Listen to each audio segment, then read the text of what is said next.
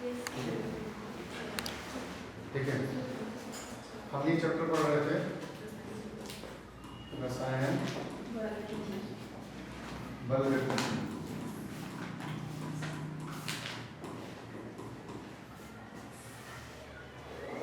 Chemical kinetics.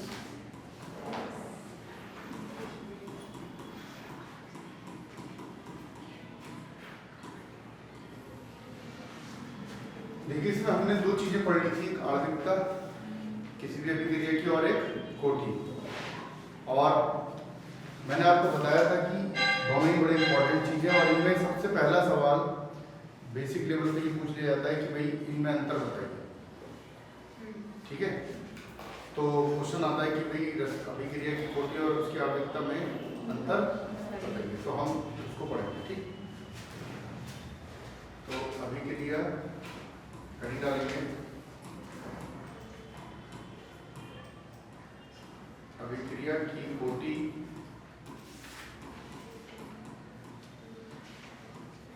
व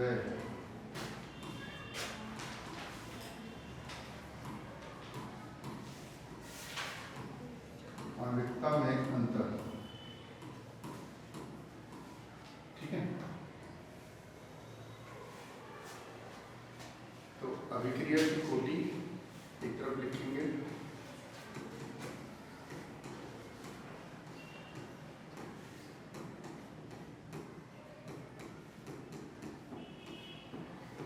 और दूसरी तरफ लिखेंगे अभिक्रिया की आणविकता।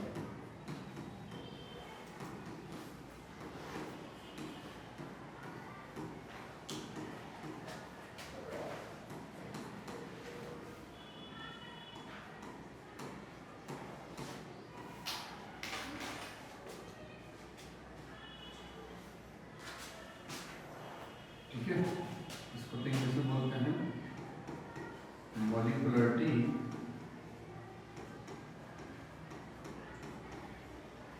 ऑफ रिएक्शन, और इसको बोलते हैं ऑर्डर ऑफ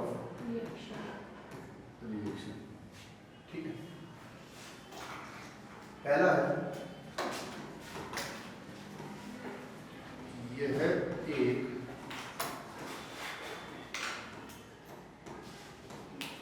प्रयोगात्मक मान है। यानी आप किसी भी रिएक्शन को ऐसे देख के नहीं बता सकते कि उसकी कोटि ये है, आपको उसको x+y करके ही देखना पड़ेगा, है ना। जबकि आणविकता आप देख के बता सकते हैं कि ये थ्योरेटिकल पार्ट है, यानी सैद्धांतिक मान है। यह है एक सैद्धांतिक मान है। ठीक है, दूसरा, अभिक्रिया की कोटि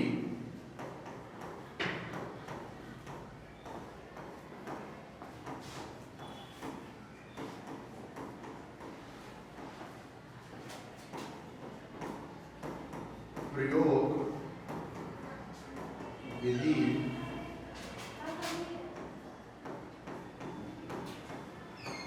द्वारा ज्ञात की जा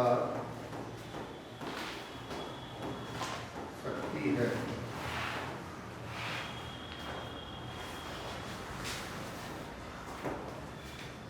और अभिक्रिया की आवश्यकता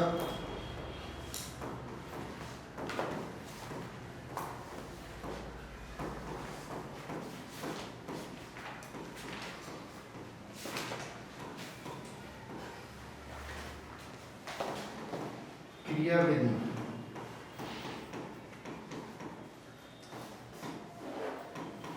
द्वारा ज्ञात की जा सकती है। इसको नोट करिए पहले।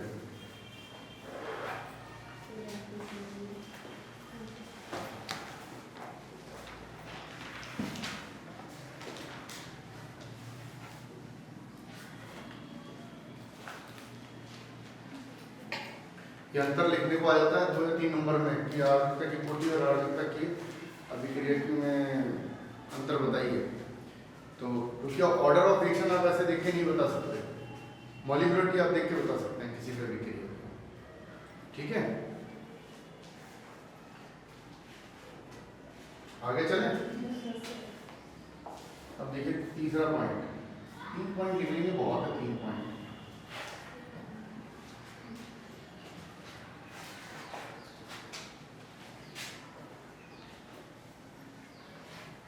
तीसरा पॉइंट, अच्छा अभिक्रिया की कोटि क्या क्या हो सकती है? कुछ भी हो सकती है, शून्य, ऋणात्मक, ऋणात्मक, धनात्मक, कुछ भी हो सकती है। जबकि आणविकता सिर्फ धनात्मक होगी, शून्य भी नहीं होगी। तो एक तीसरा पॉइंट हम ये लिख लेते हैं, अभिक्रिया की कोटि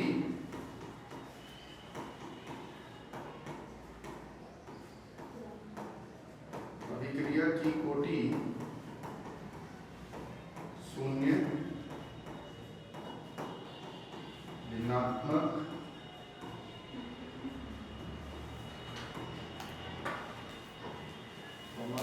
धनायन,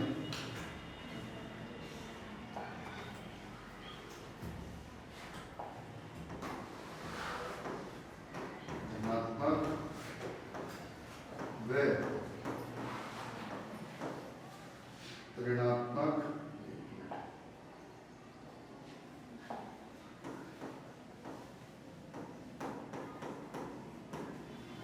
ऋणात्मक हो सकती है। जबकि इसमें तीसरा पॉइंट क्या है, अभिक्रिया की आवृत्ति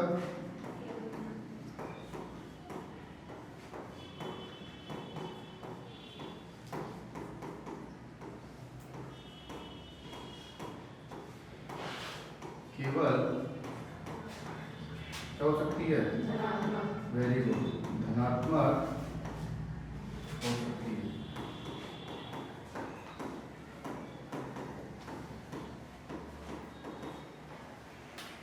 ठीक है,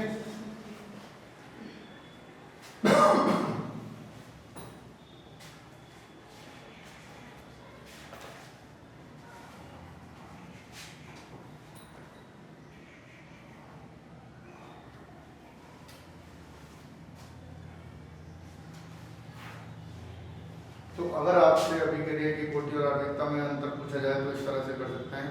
अब स्पीड टाइप के न्यूमेरिकल्स और सिखाऊंगा मैं आज। ठीक है, फिर हम पढ़ेंगे कि कैसे फर्स्ट ऑर्डर, जीरो ऑर्डर इस टाइप से।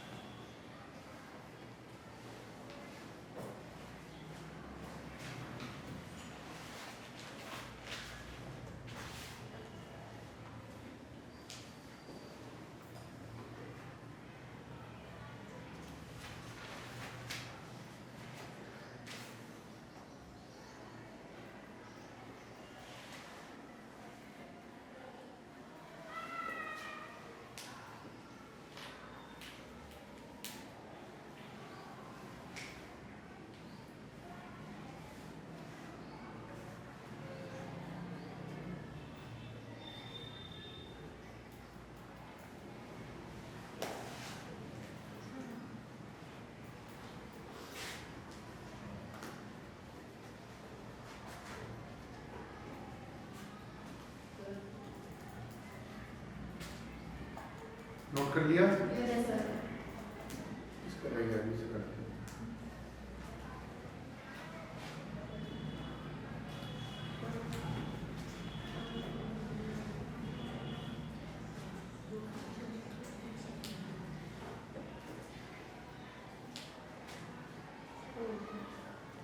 हो गया?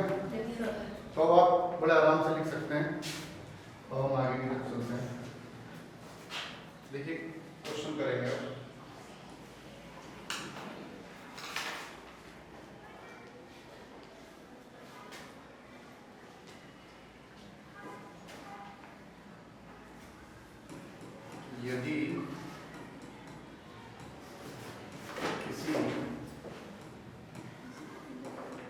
रासायनिक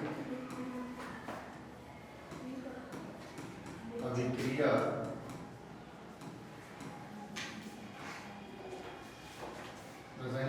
हमें दे रखी है A प्लस B से बन रहा है C में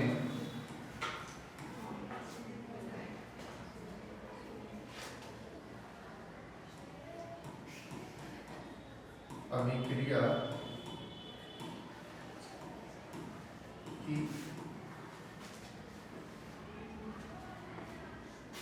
कोटि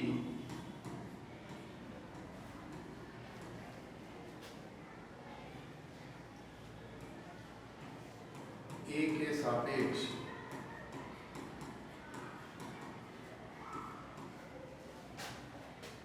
शून्य हो व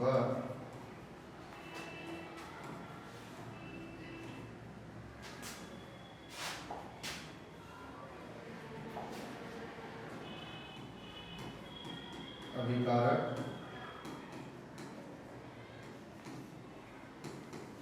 B के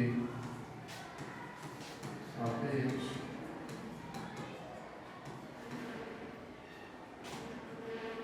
प्रथम कोटि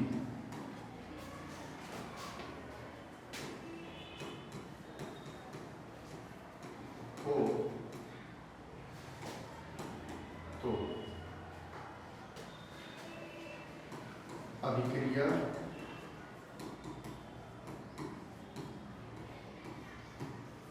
में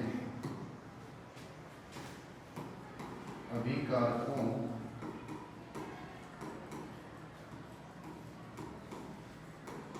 की सांद्रता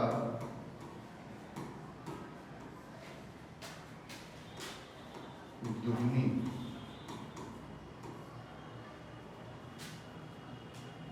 करने पर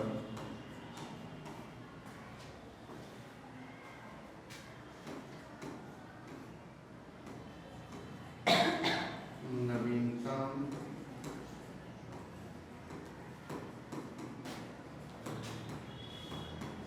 अभिक्रिया का वेग का मान क्या होगा।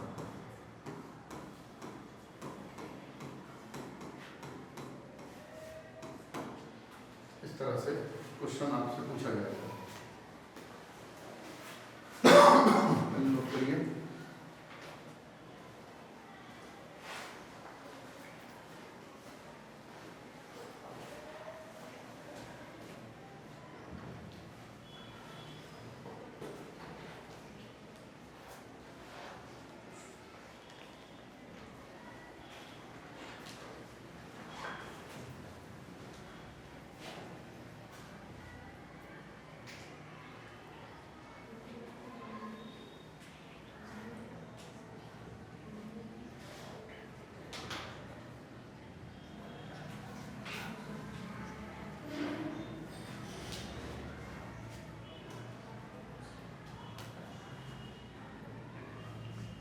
नोट कर लिया। अब देखिए इस क्वेश्चन को हम सॉल्व करेंगे आगे।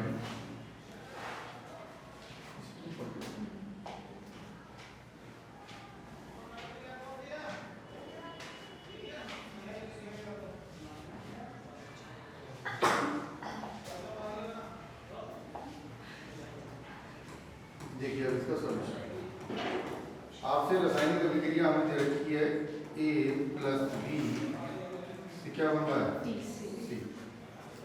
समझ लीजिए कि आगे क्वेश्चन आगे करना है, ठीक है, समझ लीजिए पहले। तो अभिक्रिया की दर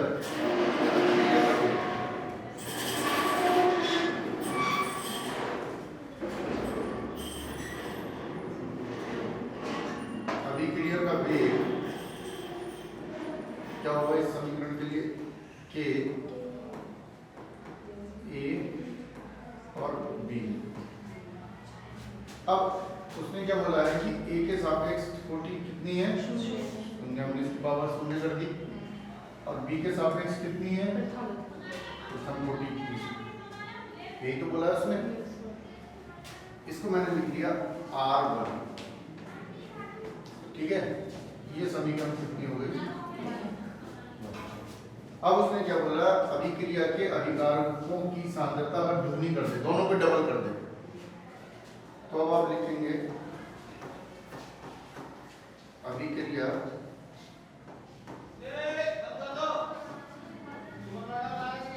का नवीन वेग यानी R2 वो आएगा K, डबल कर दिया ना, तो इसकी पावर तो 0 रहेगी, इसकी 1 रहेगी, ये इतना नोट करिए पहले।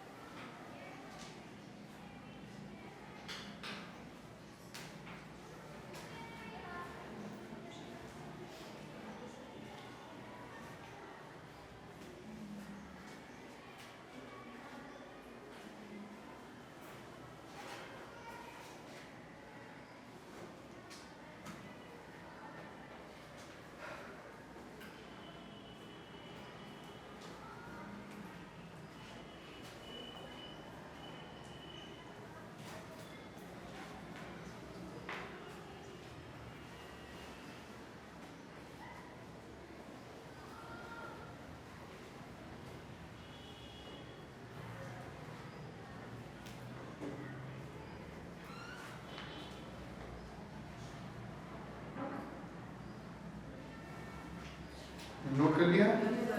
अब आप देखिए, इसी में अभी क्वेश्चन नहीं हटा रहा हूँ, यहीं पे रख कर देते हैं इसको।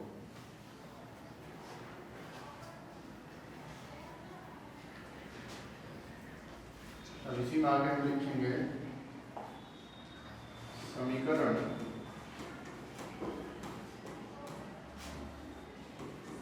दो को एक से भाग देने पर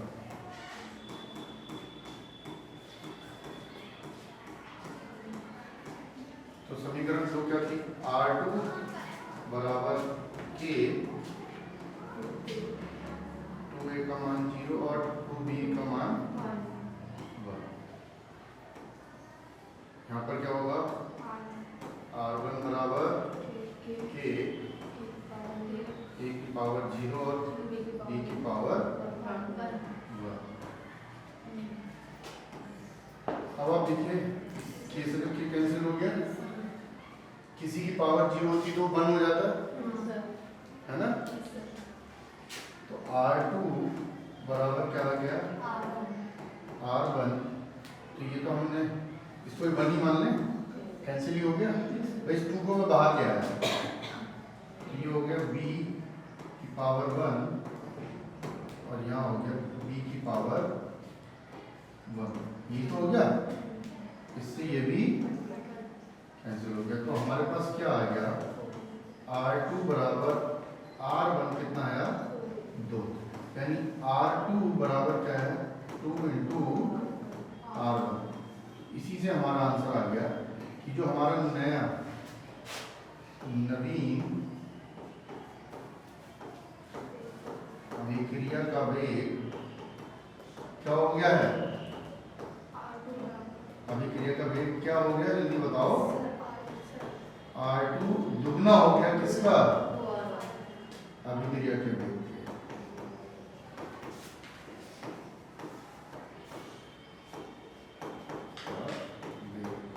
दुगना हो गया नहीं हो गया? ठीक, ऐसे क्वेश्चन होंगे। अब मैं आपको दूंगा क्वेश्चन, यही रहेगा, बस मैं इसमें 3 वो दे दूंगा पॉइंट्स।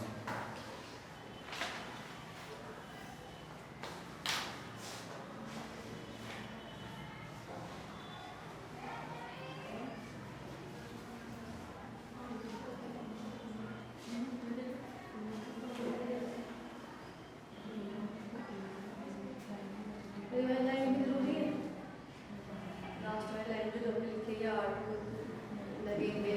हाँ ये इसकी लाइन लिखी है आपने। हाँ हाँ, इसी की लिखी ये है। लिखी थोड़ी है हिंदी में। और क्या हाँ। भाई ना लिखो तो अच्छी बात है, अगर इंग्लिश में समझ में आ गया तो और अच्छी बात है, अगर नहीं लिख सकते तो कोई दिक्कत नहीं है। नहीं कोई बात नहीं। R2 क्या होगा, यानी नया जो अभिक्रिया की दर होगी वो कितनी होगी, पहली अभिक्रिया की दर से दुगनी होगी। अगर हमने A की सांद्रता और B की सांद्रता को दोनों को क्या कर दिया, दुगना कर दिया, डबल कर दिया। ठीक है, मुझे कोई दिक्कत नहीं, इंग्लिश में आ गया समझ में तो अच्छी बात है। हाँ ये भी छोड़ सकते हैं ना। यहाँ पर भी आप छोड़ सकते हैं, यहीं पे खत्म हो गया क्वेश्चन।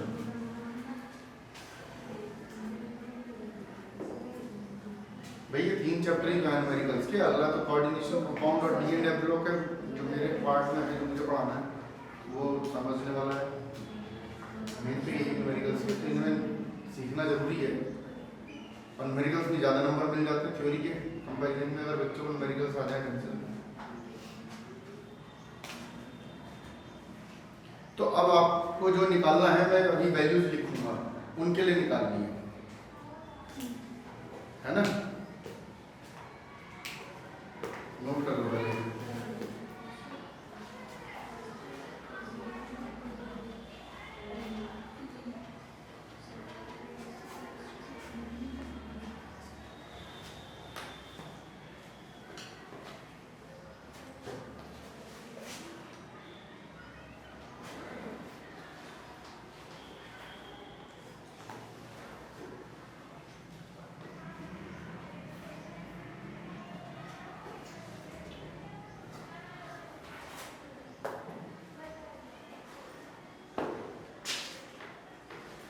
कर लिया नोट।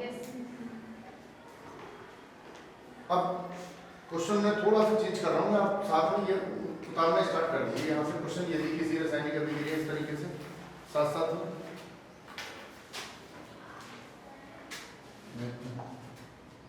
रेस कर लेता हूँ इसे।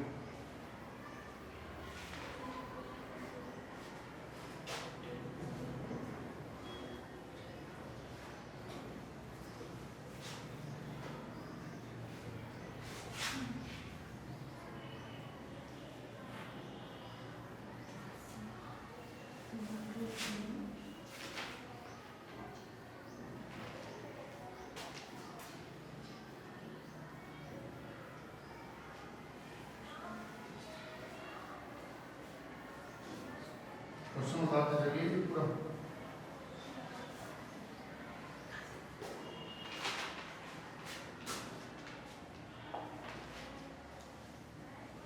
तो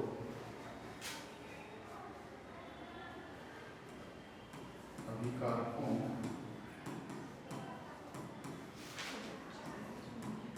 की सांद्रता में परिवर्तन करने पर नया या नवीन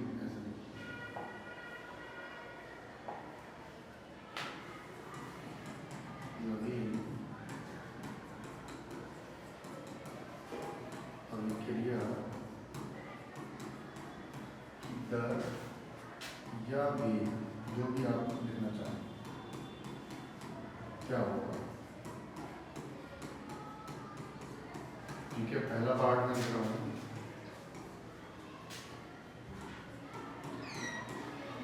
A की सांद्रता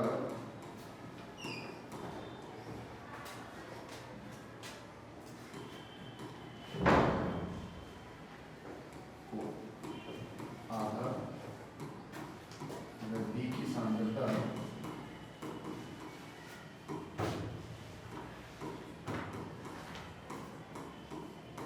को जोड़ना।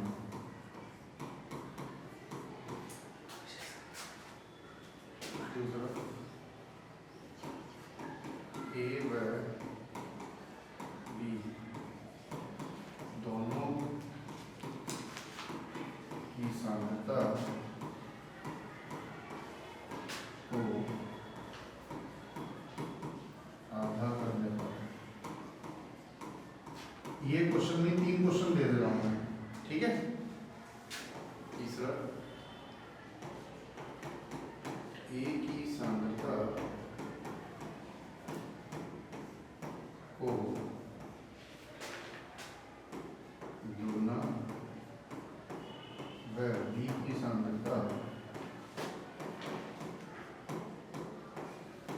को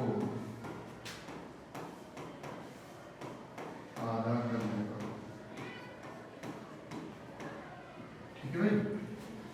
यानी एक क्वेश्चन एक ही है मगर इसके 3 पार्ट्स में आपको 3 तरीके से न्यूमेरिकल्स मिल गए। पहले हमने सिर्फ दोनों को क्या करा था, दुगना कर दिया था। अब एक को आधा कर दिया, दूसरे को दुगना कर दिया, फिर दोनों को आधा कर दिया, फिर इस तरीके से करिए।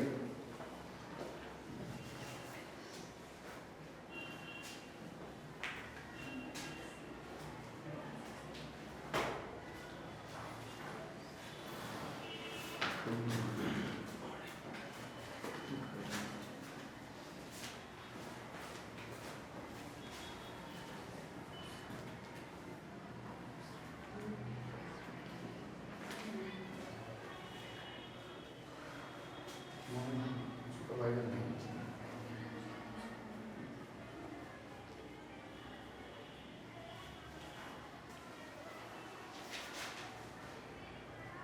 नोट करके सॉल्व करिए जरा।